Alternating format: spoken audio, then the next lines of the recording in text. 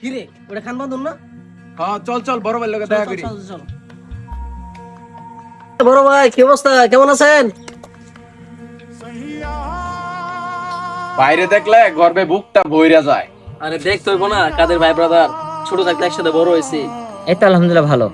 তোরা কেমন আছিস এতদিন পর? এই তো আলহামদুলিল্লাহ ভালো ভাই।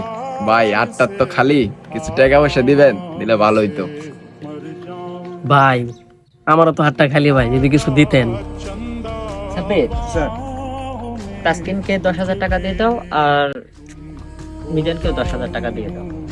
স্যার কত টাকা দিব? জি স্যার এখনই দিচ্ছি। দিয়ে দাও 10,000 করে ওদেরকে দিয়ে দাও।